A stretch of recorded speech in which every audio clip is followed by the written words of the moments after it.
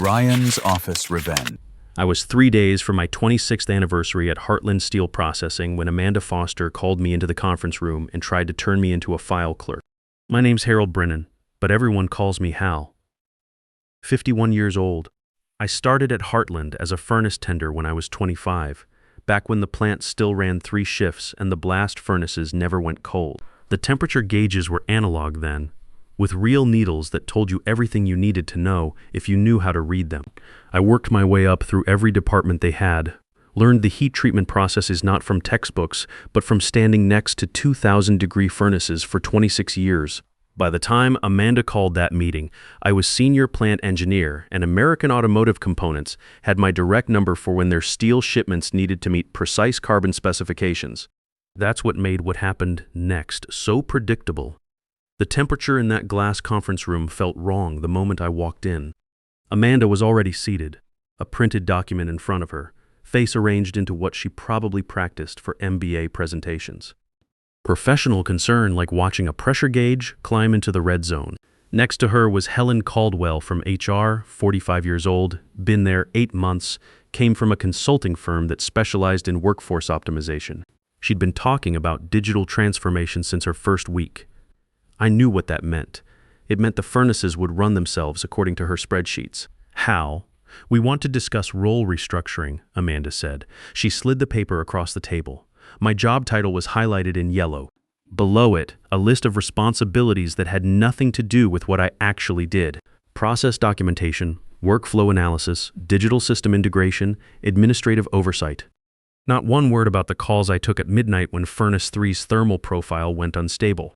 Nothing about Dale Armstrong at American Automotive, who'd been calling me directly for 15 years because he knew that when a heat treatment batch fails specification with $800,000 in automotive steel at risk, you don't have time for customer service queues. We need you operating within these parameters going forward, Amanda said. She had the practiced calm of someone who'd delivered this speech before. It creates clearer accountability and aligns with our digital initiatives. I looked at the paper. I looked at Helen, who was studying her tablet. I looked at Amanda, who was studying me like I was a temperature reading she couldn't quite interpret. Understood, I said. I'll follow it exactly. Walking back to my workstation, I ran the numbers in my head. Mortgage had 4 years left. Linda was building her accounting practice, but it wasn't steady income yet. Our son Paul was deployed overseas with the Army Corps of Engineers. We were covering his student loan payments while he was in theater. Our daughter Sarah was planning her wedding for next spring. They were counting on my salary, and Amanda knew it. That's why she looked so comfortable in that chair. But here's what Amanda didn't understand about 26 years of thermal expertise.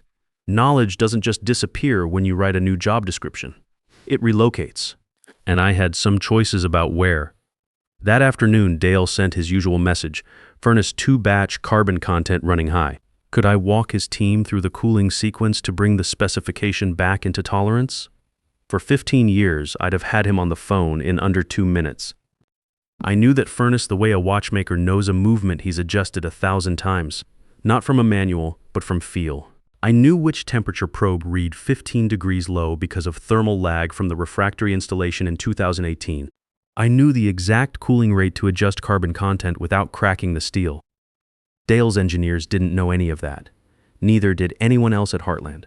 I opened the job description Amanda had given me, read it once more, and typed back to Dale. Please direct technical support requests to our customer solutions team. My current role is limited to process documentation and administrative oversight. They'll get you the support you need. I hit send and waited. The silence lasted 18 minutes. Then my phone started ringing. First call was Gloria Martinez, VP of Operations. Hal, I just got a message from Dale Armstrong. What's happening? I'm operating within the scope HR provided. If you'd like me to take on technical support responsibilities, I'd need that reflected in writing. Come on, Hal. We're all working toward the same goals. Happy to support those goals. Update my job description, and I'll help. She hung up. Amanda called 6 minutes later. The confidence from the conference room was already cooling down. Hal, American Automotive is our largest account. We need some flexibility here. I understand that. Add live technical support to my written scope, and I'll be flexible. We don't need to revise any documentation. Just use good judgment. My judgment says to follow the written parameters you provided this morning. She hung up too. By 6 p.m., I had 14 missed calls. Every one of them was some version of the same message. Fix this. None of them were willing to put in writing what they'd been perfectly comfortable expecting for years without documentation, that my real job, the job Heartland actually needed done, was nothing like what appeared on that highlighted piece of paper. What none of them knew was that I'd spent the afternoon being very productive. I was writing process documentation, exactly what my job description called for. Detailed, thorough, technically precise documentation of every heat treatment protocol, every furnace calibration sequence, every cooling curve for American automotive steel specifications.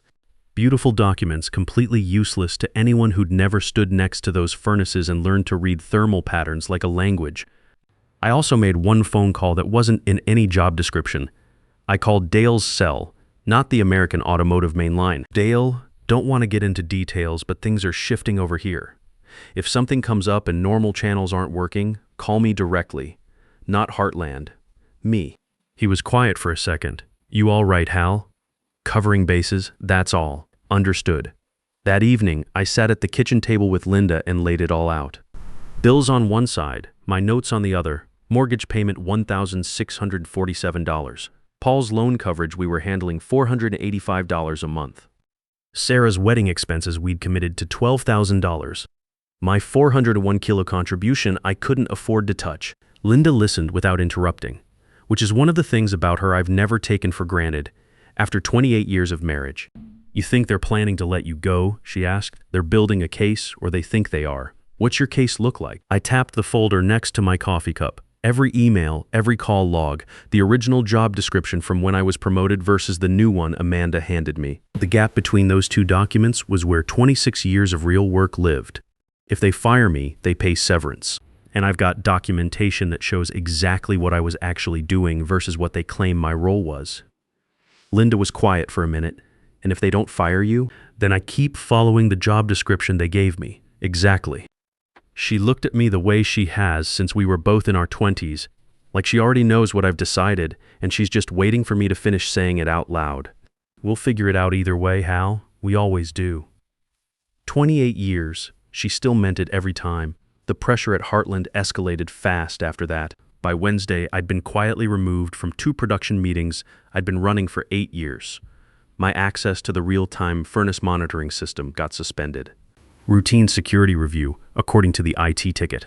Amanda had apparently decided that if I wasn't going to cooperate, she'd accelerate whatever timeline she'd already had in mind. What she didn't account for was that none of those moves changed anything about what I knew. You can revoke a login.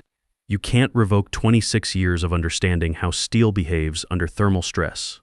Thursday morning, Amanda came to my workstation directly. No conference room this time. No Helen as backup. She stood at the edge of my desk like she wasn't sure whether to sit down. Hal, I'm going to be direct with you. I'd appreciate that. We're going through a strategic transition. Some roles are going to evolve. I think there's still a place for you here, but it requires some adaptation. I saved the document I was working on, process documentation, exactly per my job description, and looked up at her. Amanda, I'm being completely adaptable. I'm doing precisely what you and Helen outlined on Monday. If you want a different outcome, the solution is right there. I pointed at the printed job description taped to my monitor. Update that document. Her jaw tightened slightly.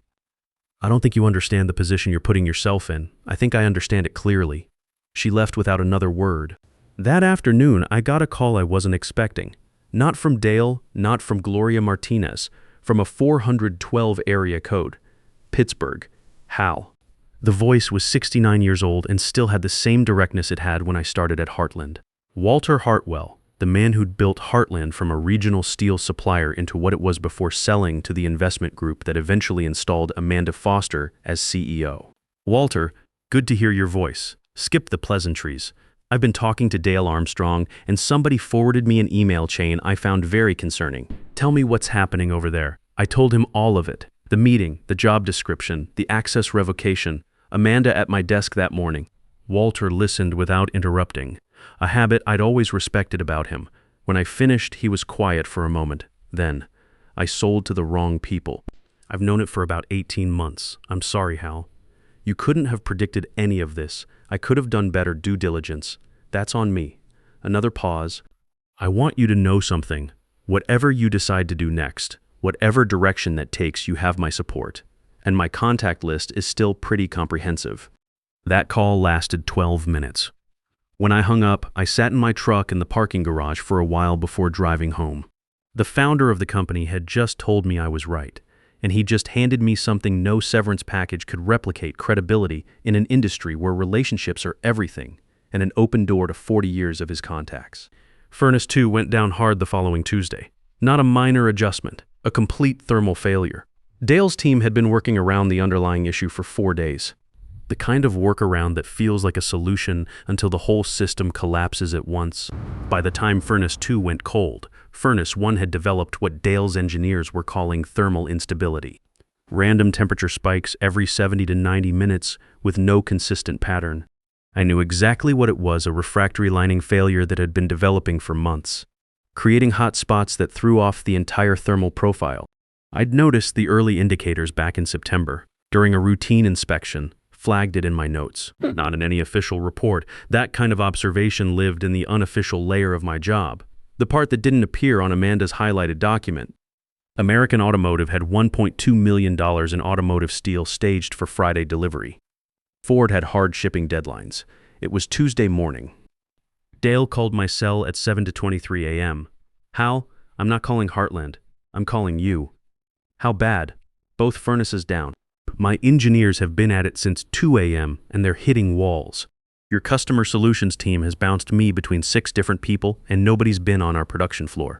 I knew what I had to do, and I knew that what I said next was going to change the structure of my professional life permanently.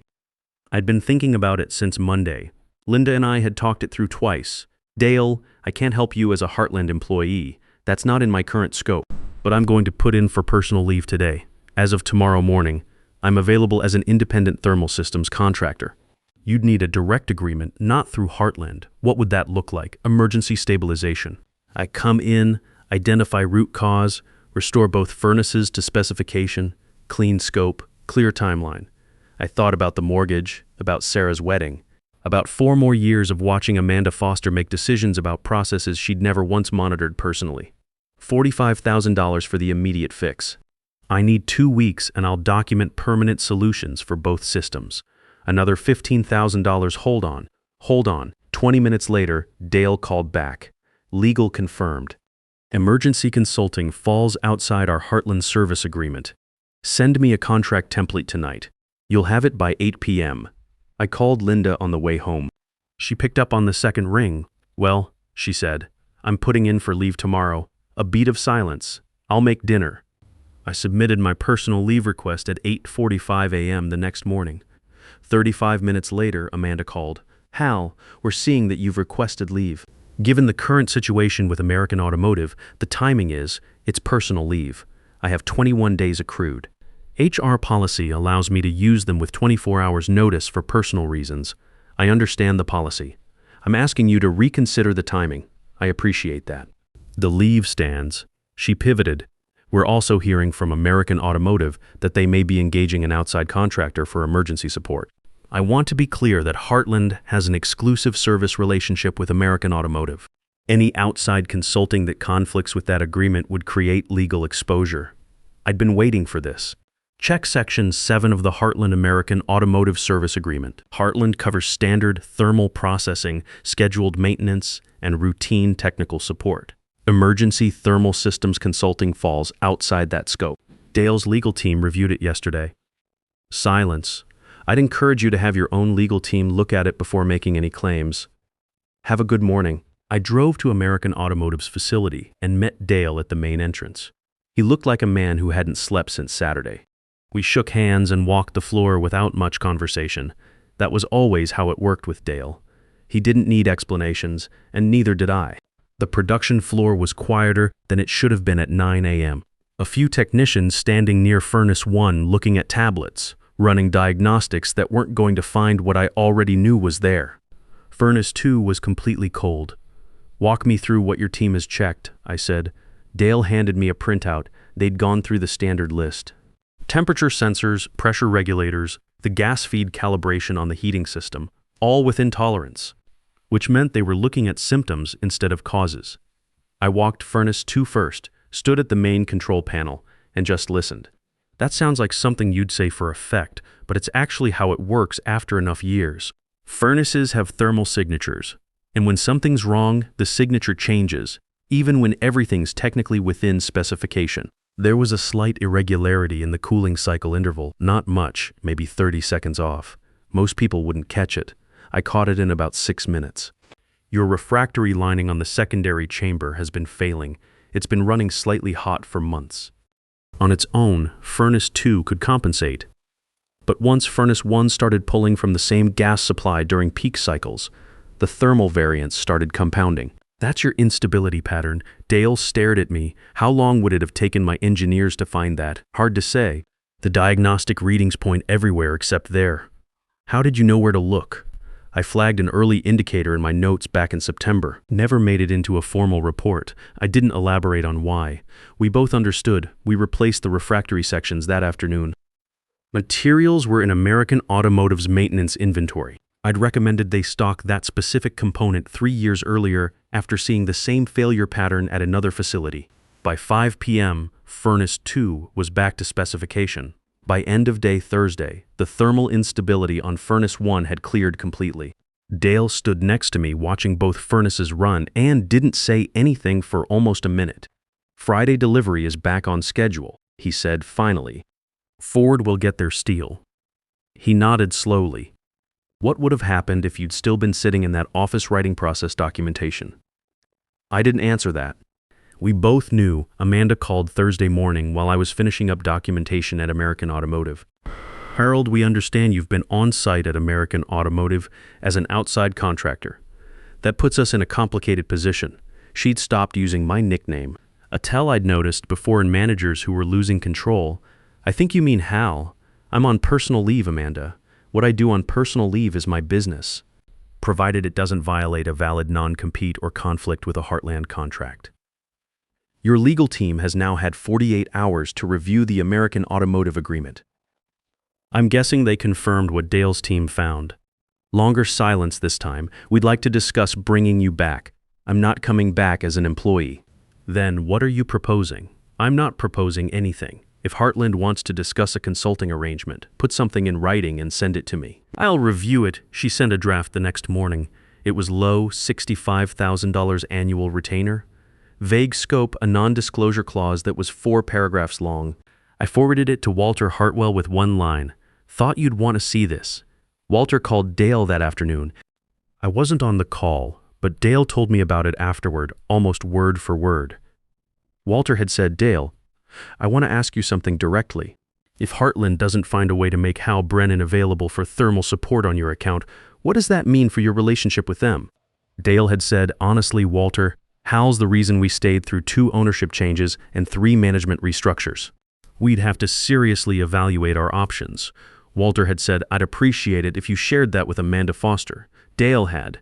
The revised offer came in 3 days later. $60,000 for completing the immediate documentation work.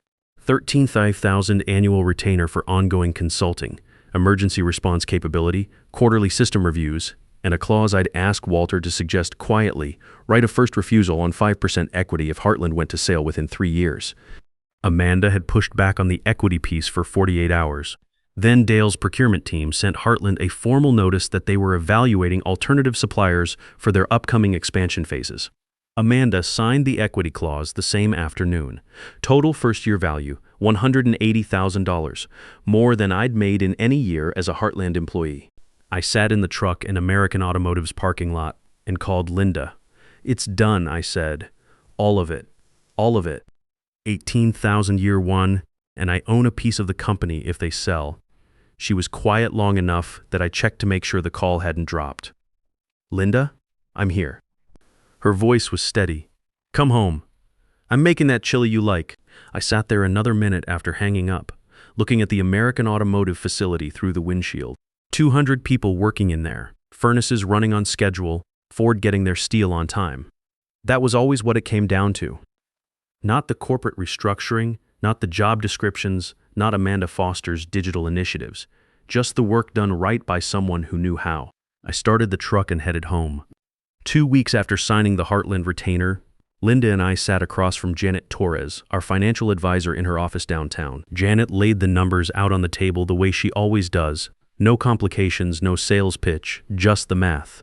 With the consulting income layered on top of your existing retirement contributions, you're looking at retirement at 58 instead of 62, she said. Possibly 56 if the American Automotive Retainer renews at the same rate.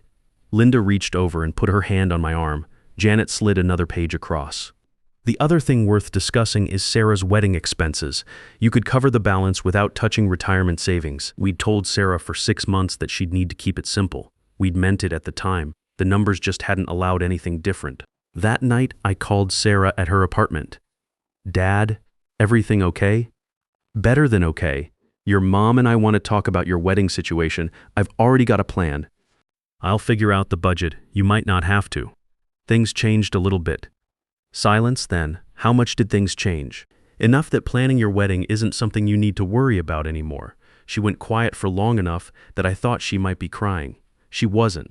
Sarah doesn't do that easily, which she gets from Linda. Dad, are you serious? I'm serious. What happened? Long story. The short version is that I stopped doing 2 jobs for the price of 1. She laughed. The real kind. The kind she's had since she was 12 years old. It's about time. When I hung up, Linda was standing in the kitchen doorway. She didn't say anything. She didn't need to. Owen Fletcher called me the following week. We'd worked together at Heartland for 8 years, same generation as me, same experience of watching companies gradually decide that what you built wasn't worth what it cost to keep you. Amanda had done exactly that 6 weeks after my situation resolved. I heard what happened with you, Owen said. Are you doing what I think you're doing? Starting a consulting practice? Looking for a partner who knows process engineering the way you do? Carol's been telling me to do something like this for 4 years. Owen was 49, same background as me, same experience of watching management gradually decide that institutional knowledge was overhead instead of asset. We talked for 90 minutes that first call. By the end of it, Brennan Fletcher Technical Solutions existed on paper. Within 45 days, it had 4 clients. Owen brought 3 more by the end of month 3. We weren't trying to build something with 50 employees and a corporate headquarters. We were trying to do good work for companies that actually understood what they were buying. The work was consistent. The clients were straightforward. Nobody handed us highlighted job descriptions and told us to stay in our scope. About 14 months after I'd left Heartland, Amanda Foster called and asked if I'd meet her for coffee. I almost said no. Then I thought about it and decided there wasn't any reason not to. She looked older. The confident posture from that conference room was still there, but it was working harder than it used to.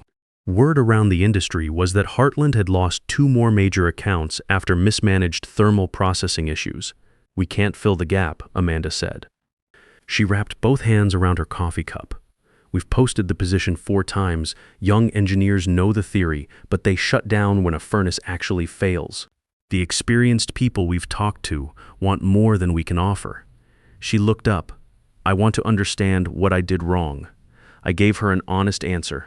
You don't fix a knowledge gap by rewriting a job description. You fix it by valuing the expertise before the crisis, not after. The unofficial layer of someone's work, the midnight calls, the relationships, the pattern recognition, is often the most expensive thing to lose and the hardest to replace. She listened, took notes. When the check came, she reached for it. I've got it, I said. My standard rate is $250 an hour. We've been talking for about 40 minutes. She looked at me. Then she laughed. Genuine. She pulled out a business card. Send me an invoice. I did. 4 months later, a note arrived from Walter Hartwell. 3 sentences. Handwritten. Hal, heard you're speaking at the Great Lakes Manufacturing Summit. Save me a seat in the front row. Proud of you. Wells,